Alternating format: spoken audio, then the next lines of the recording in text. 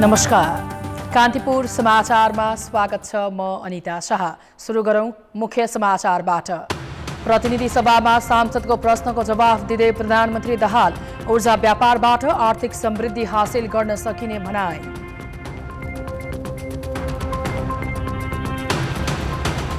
गोर्खाको पातले खोलामा जीप दुर्घटना हुँदा एकै गाउँका 5 जनाको मृत्यु। ओखलढुङ्गामा पहिरोले घर पुरिएर एउटै परिवारका 4 जनाको ज्यान गयो। भारतमा धार्मिक विभेद रहेको आरोप प्रधानमन्त्री मोदीद्वारा अस्वीकार। जाति, भाषा, धर्म वा लिङ्गका आधारमा कुनै भेदभाव नरहेको दाबी। र आइसिसी 1 दिवसीय विश्वकप छनौटमा श्रीलङ्काले आज ओमानसँग प्रतिस्पर्धा गर्दै स्कटल्यान्ड र युएई पनि आम्ने सामने हुने। प्रतिनिधि सभा बैठकमा अहिले प्रधानमन्त्री पुष्पकमल दाहालले सांसदहरूको प्रश्नको जवाफ दिइरहेका छन्। अब हामी सोही प्रश्नोत्तरको प्रत्यक्ष प्रसारणतर्फ जोड्न चाहन्छौँ। सरकारले के गरिरहेको छ स्पष्ट जानकारी होस्। धन्यवाद। सम्मानीय प्रधानमन्त्री। सम्मान्य सभामुख महोदय, राष्ट्रिय दुग्ध विकास बोर्डको कार्यक्षेत्र र मन्त्रालय एवं विभागबाट सम्पादन भइरहेको कार्य समानान्तर प्रकृतिको रहेको देखिएको हुँदा दोहोरोपन समेत देखिएको र यसलाई खारेज गरी यस सम्बन्धी नियामकीय र प्रवर्धनात्मक कार्य मन्त्रालय र विभागबाट सम्पादन हुने व्यवस्था मिलाइनेछ। हाल सार्वजनिक खर्चमा परेको चाप समेतलाई मध्यनजर गरी यो निर्णय लिइएको म जानकारी गराउन चाहन्छु। लम्पी स्किन रोग नेपालमा पहिलो पटक व्यापक रूपमा फैलिएको अवस्था रहेको छ। रोग लाग्न नदिन र लागेका पशुहरूलाई उपचारको लागि सङ्घ, प्रदेश, स्थानीय तह र विभिन्न संस्थाहरूमा रहेका पशु सेवा प्राविधिक परिचालन गरिएको छ। सङ्घबाट कृषि तथा पशुपन्छी विकास मन्त्रालयले सहसचिवको नेतृत्वमा प्रदेशमा 7 वटा टोली परिचालन गरिएको छ। स्थानीय तह र प्रदेशमा कार्यरत पशु सेवा प्राविधिकहरूलाई अनलाइन तालिमको व्यवस्था गरी क्षमता विकास गर्ने काम भइ नै राखेको छ। यो रोग नियन्त्रण र उपचारका लागि सङ्घीय स्तरबाट चाँडै बजेटको व्यवस्था गरी स्थानीय तहमा पठाउने प्रक्रिया अगाडि बढेको पनि म जानकारी गराउन चाहन्छु। आगामी दिनहरूमा यस्ता सङ्क्रामक रोग फैलिन नदिन क्वारेन्टाइन व्यवस्थापन, जनशक्ति व्यवस्थापन र औषधि उपचारलाई थप सुदृढ गरिनेछ। धन्यवाद। अर्का प्रश्नकर्ता मान्य सदस्य श्री अमृता देवी अग्रहरी।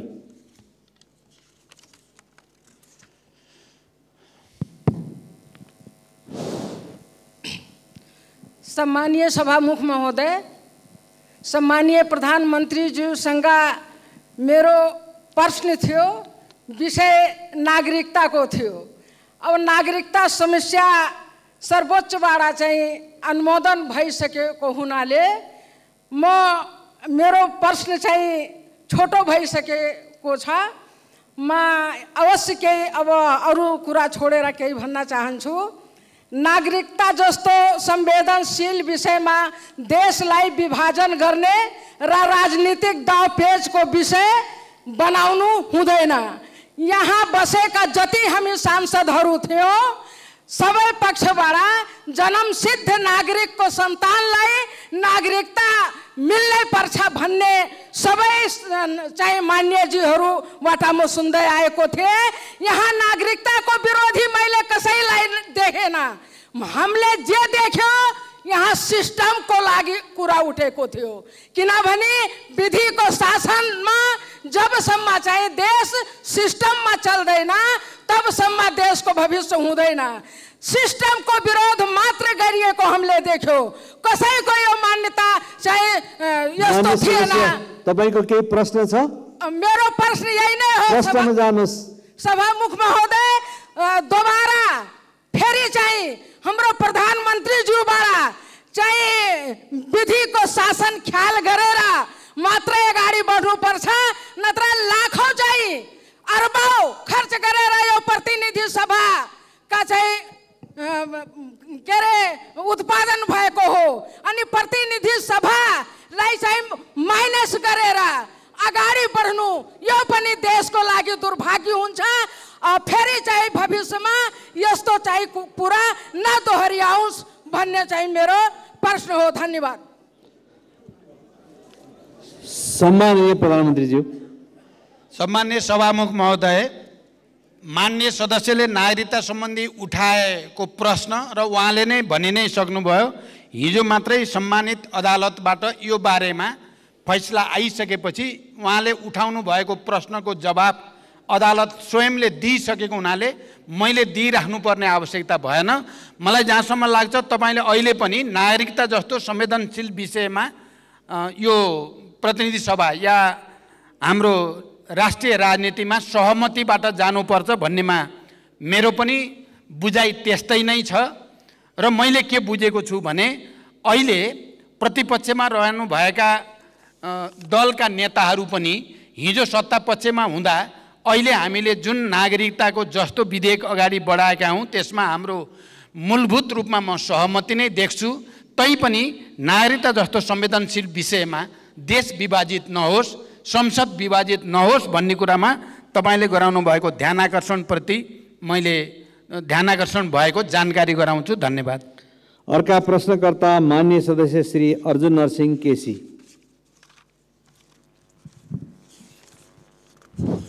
सभामुख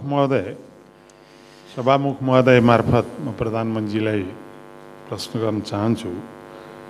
नेपाल कृषि प्रधान देश, हरेक वर्ष किसान जुन बेला खेतीको समय हुन्छ त्यो मल नपाएर ती किसानहरू हाहाकार पर छटपटिनु पर्ने स्थिति एकातिर छ। तर त्यही समयमा कालो बजारियामा जहाँ जति किन्न पाइन्छ पाइन्छ। त्यो कालो बजारिया नियन्त्रण छ, न मल चाहिँ आपूर्ति गर्न सक्ने स्थिति छ। भर्खरै प्रधानमन्त्रीले 3,50,000 मेट्रिक टनको कुरा गर्नुभयो। वर्षको झन्डै 5,40,000 मेट्रिक टन देशमा आवश्यकता छ। अब त्यसैले यो भोग्नु पो एकातिर त्यो छ भने यो दुःखद अवस्थालाई चिरेर जसो तसो उत्पादन गरेका कृषकहरूको दुध, तरकारी, फलफुल तथा खाद्यान्नको न्यूनतम मूल्य पनि नपाएर सडकमा फालाफाल गर्नुपर्ने स्थिति हामीले प्रत्येक दिन जस्तो देखिरहेका छौँ।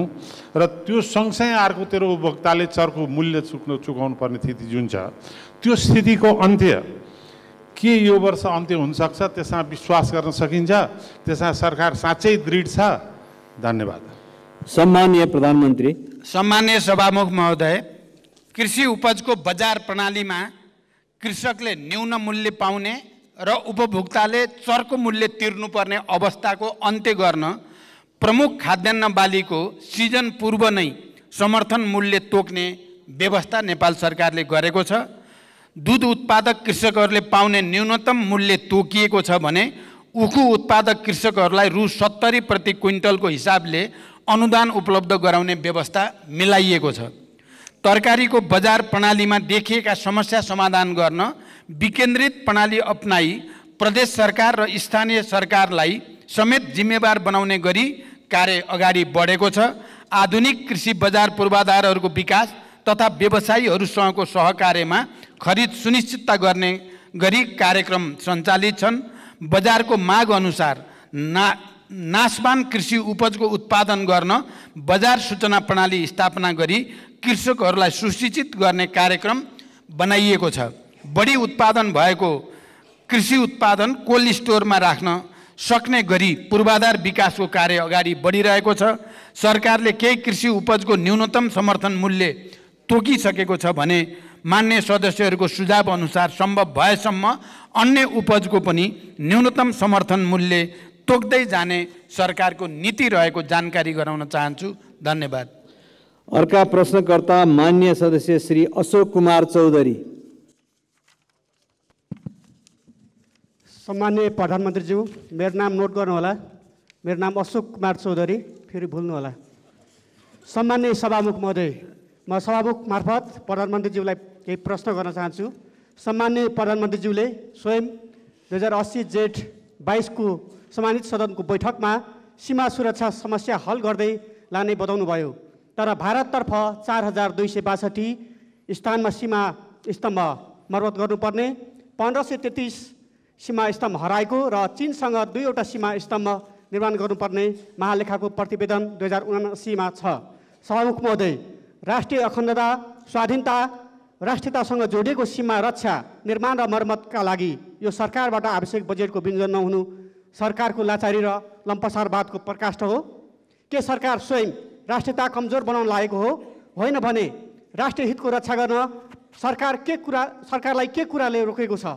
म सम्माननीय सभामुख मार्फत सम्माननीय प्रधानमन्त्रीज्यूलाई यसको उत्तर चाहन्छु। धन्यवाद। सम्माननीय प्रधानमन्त्री।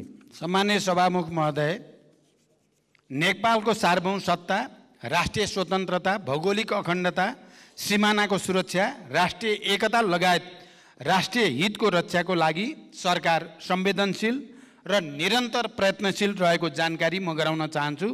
यसै सन्दर्भमा अन्तर्राष्ट्रिय सीमा सुरक्षालाई थप सबल, सुदृढ र प्रभावकारी बनाउन सीमा स्तम्भहरूको नियमित मर्मत सम्भार गर्दै जाने र बोर्डर आउटपोस्टहरूको सुदृढीकरण र थप स्थानमा आउटपोस्ट निर्माण गर्दै लैजाने विषय सरकारको उच्च प्राथमिकतामा रहेको छ र सोही बमोजिम स्रोत साधन र जनशक्तिको व्यवस्था पनि गरिएको छ।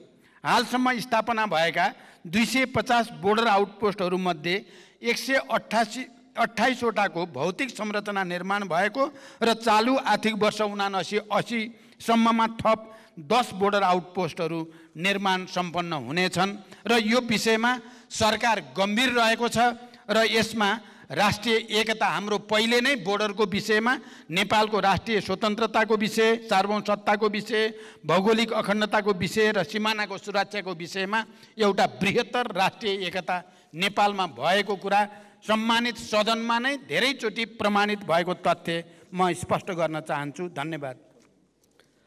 मान्य सदस्यहरू, आजको लागि निर्धारण गरिएको प्रधानमन्त्रीसँग प्रत्यक्ष प्रश्नोत्तर सम्बन्धी कार्यक्रम यही समाप्त हुन्छ।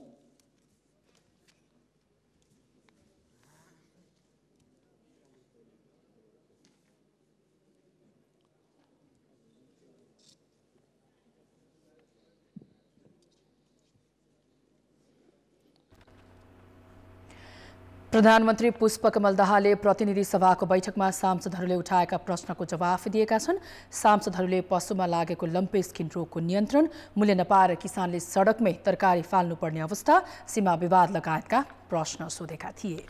अब बाँकी समाचार। गोर्खाको शहीद लखन गाउँपालिका 3 पातले खोलामा जीप दुर्घटना हुँदा 5 जनाको मृत्यु भएको छ। बिहेपछिको संस्कारका लागि कोट गाउँबाट पोखरी डाँडाका लागि हिँडेको जीप सिलिङमा दुर्घटना हुँदा एकै गाउँका 4 पुरुष र 1 महिलाको मृत्यु भएको हो। दुर्घटनामा 12 जना घाइते भएका छन्। उनीहरूमध्ये 9 जनाको तनहुँ स्थित आबु खैरेनी अस्पतालमा उपचार भइरहेको छ। बोलेरो जीप सडकबाट करिब 200 मिटर तल खसेको गोर्खाका डीएसपी लीलाराज लामिछानेले जानकारी दिएका छन्। यसैबीच पृथ्वी राजमार्ग अन्तर्गत धादिङको गल्छीमा भारतीय यात्रुवाहक बस सडकमै पल्टिएको छ। जीप दुर्घटना भएको शोकमा गोर्खाको शहीद लखन गाउँपालिकामा आज सार्वजनिक बिदा दिएको छ। ओखलढुङ्गाको चम्पादेवी गाउँपालिका 8 बिल्लुन्दुमा पहिरोले 3 घर बगाउँदा 4 जनाको मृत्यु भएको छ। पहिरोले घर पुरिँदा रणबहादुर गुरुङ, उनकी पत्नी शिवमाया गुरुङका साथै उनीहरूका 10 वर्षका छोरा दिनेश र 18 महिनाकी छोरी कृतिकाको मृत्यु भएको जिल्ला प्रहरी कार्यालय ओखलढुङ्गाका प्रहरी प्रमुख दीपक केसीले बताएका छन्। पहिरोले बलबहादुर गुरुङ र जरसिंह गुरुङको घर पनि बगाएको छ, तर उनीहरूको परिवारका सदस्य भागेर जोगिन सफल भएको प्रहरीले जनाएको छ। राति नै स्थानीयले पहिरोबारे जानकारी दिएपछि प्रहरी सहितको टोली घटनास्थल पुगेर उद्धारमा खटिएका थिए। घटनास्थल सदरमुकामबाट 7 घण्टाको दूरीमा पर्छ।